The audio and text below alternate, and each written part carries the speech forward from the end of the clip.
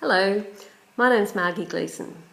I'm the third member of Breaking New Ground, and although I can't be with you today, welcome to the new school year. I've had a recent hip replacement which has me grounded for a short time. By now you will have been introduced to the concept of the garden by Chris and Nadia, and they'll have talked you through some of the programs and activities that we have suggested. They'll also have told you about the grants that we have applied for and how these grants have come with conditions that we need to fulfil by the end of term 2. So you're probably wondering, what else is this woman going to tell me? You should have a small gift in front of you, and that gift is the first of a symbolic planting of a seed and hoping that this is going to be a successful venture for all of us.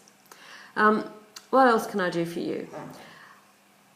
You will know that by the beginning of this year, 1st of January, teachers in New South Wales now come under what is called NESA, and that is the New South Wales Education Standards Authority.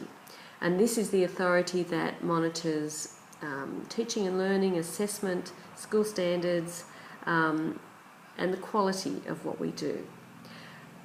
We have looked at 3 areas where you will be complying with this, and rather than be daunted by the thought of all this extra work that you have to do, we're going to show you how, by taking the bull by the horns, you can get this done rather quickly.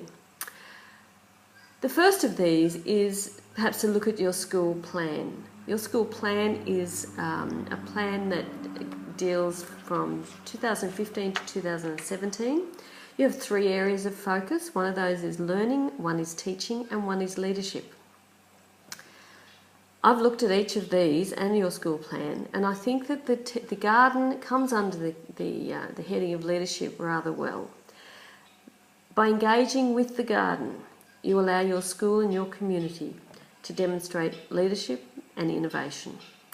Within a culture of improvement, the garden will allow for students to take on decision-making roles and to initiate projects. I think that in time you will find that this is a great tool for building leadership in your students.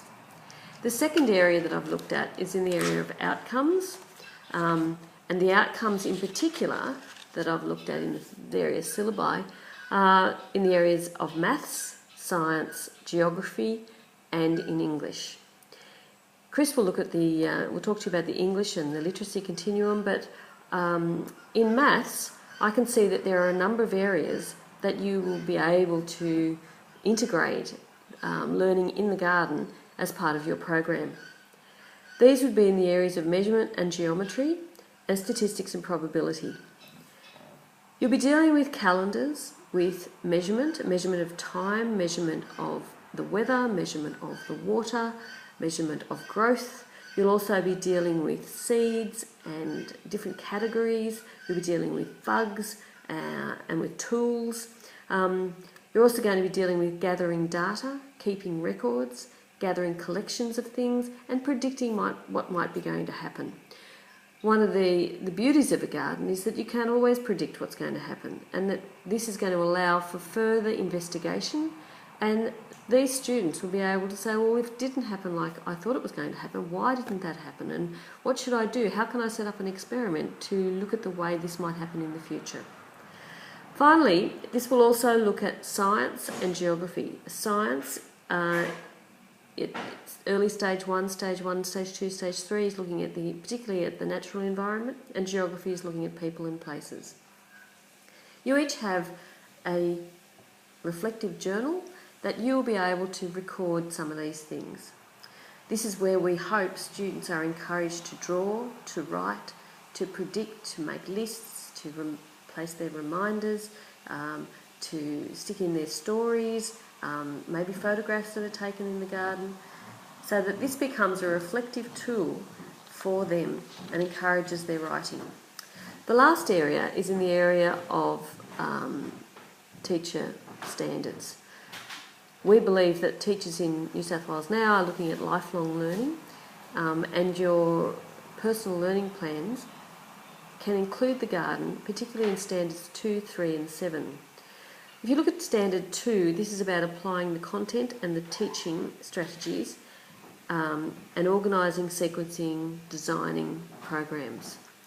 This is also an area where you can focus on understanding between Indigenous and non-Indigenous students and thoughts and ideas, and as well as looking at literacy and numeracy. Standard 3 is about planning and focusing on and implementing effective teaching.